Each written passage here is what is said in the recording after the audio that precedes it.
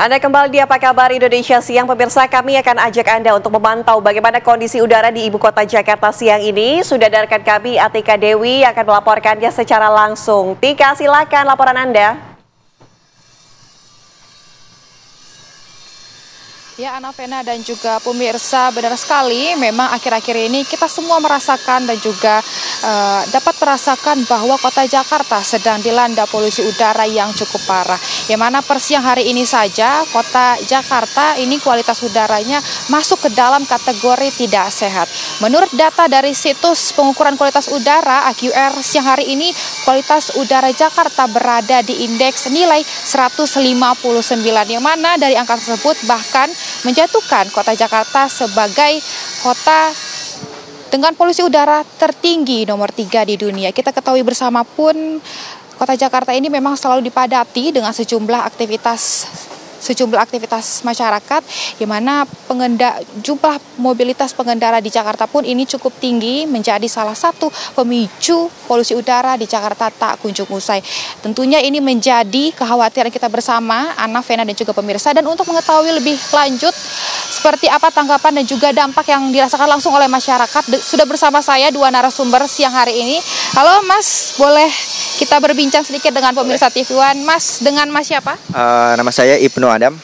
Nama saya Rizky Ramadhani. Oke, Mas Ibnu dan Mas Rizky, boleh kan akhir-akhir ini polusi udara di Jakarta sedang tinggi. Bahkan kota Jakarta ini menjadi kota nomor 3 tertinggi dengan polusi udaranya gitu.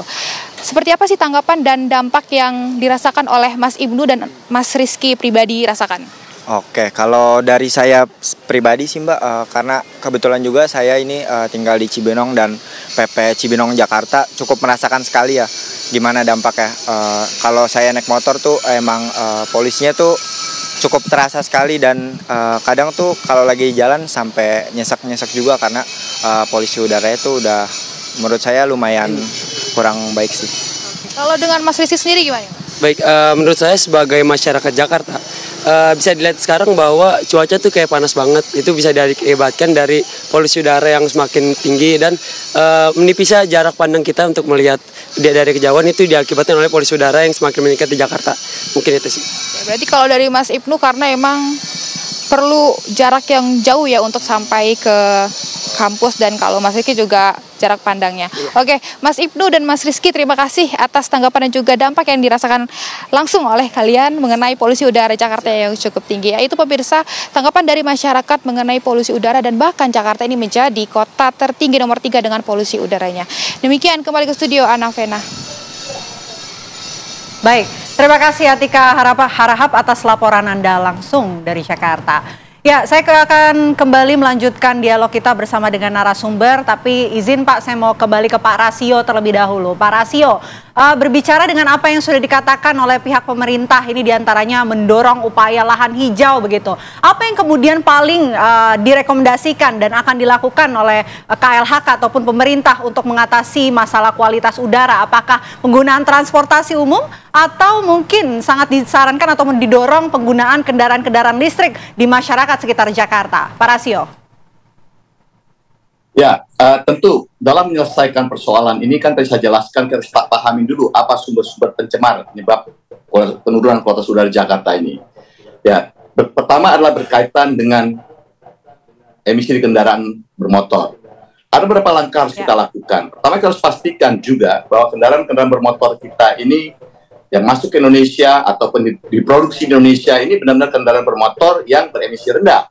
Itu baik yang akan kita dorong berkaitan dengan penggunaan bahan-bahan bakar yang ramah lingkungan maupun juga sumber kendaraan listrik. Ini harus kita dorong lakukan itu. Ya, di samping itu juga tentu juga kita harus lakukan upaya-upaya pengawasan untuk memastikan bahwa kendaraan-kendaraan yang ada di jalan-jalan yang sekitar kita ini benar-benar kendaraan yang memenuhi ya emisi ataupun aturan emisi berkaitan dengan kendaraan tersebut.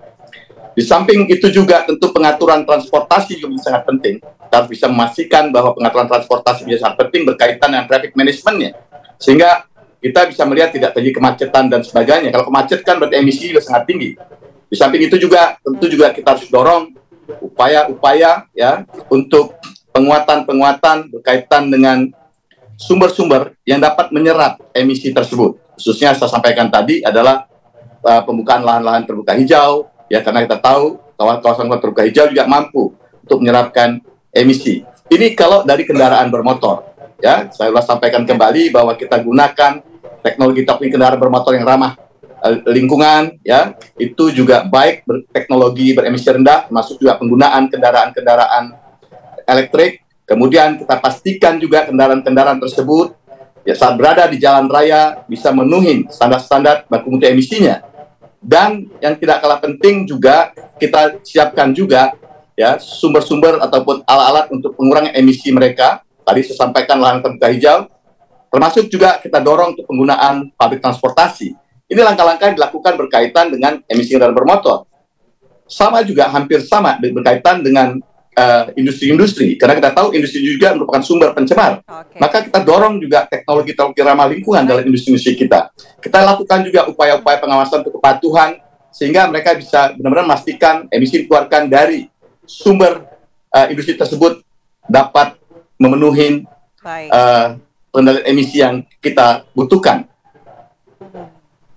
Oke, baik. Pak Nirwono, kalau menanggapi tadi Pak Rasio kan tentu sudah ada, artinya mitigasi sudah disiapkan oleh pihak pemerintah. Nah, tadi Anda juga katakan bahwa harus ada persiapan jangka pendek dan juga jangka panjang begitu ya. Nah, untuk secara realistis saja begitu. Kalau jangka pendek dan juga jangka panjang yang paling mungkin untuk diterapkan terlebih dahulu seperti apa? Ya, kalau saya sih berpikirnya kita bagi tiga ya, jangka pendek, jangka menengah, jangka panjang. Kalau jangka pendek yang saat ini harus sudah diambil dalam waktu 1-2 minggu ke depan ini, yang pertama kebijakan yang paling mudah yaitu kebijakan work from home ya, terutama bagi anak-anak sekolah ya, karena yang paling berbahaya udara itu kan sebenarnya buat anak-anak sekolah ya, ditambah juga dengan ASN misalnya dibagi 50% misalnya, tujuannya lebih kepada melindungi dulu semua warga Jakarta, kan itu dulu tujuan yang utama, baru kemudian kebijakan lanjutannya, misal perluasan kebijakan ganjil genap ya, terus kemudian kebijakan operasional tadi emisi ya, uji emisi ini berani nggak dalam waktu 1 bulan seluruh kendaraan di Jakarta sudah melalui tes emisi.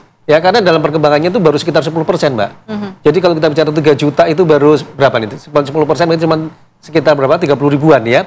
Jadi PR kita masih banyak sekali kendaraan yang perlu menguji uji emisi. Ini ternyata mudah diucapkan, tapi dalam pelaksanaan di lapangan ada kesulitan, baik dari Dinas Lingkungan Hidup terutama dari pihak kepolisian. Karena apa?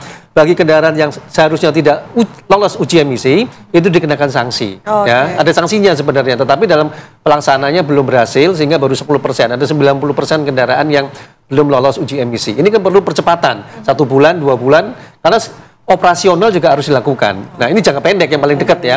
Tapi yang tadi dikatakan Pak Rasio sudah benar, tapi ini kita bicara jangka menengah, jangka panjang tadi, seperti penertiban pabrik, terus kemudian perubahan dari PLTU ke energi baru terbarukan, sampai dengan tadi umpamanya tindakan tegas kepada pabrik atau kegiatan masyarakat yang membakar sampah terbuka misalnya. Ada tindakan-tindakan seperti itu juga ya harus paralel. Baik. Betul.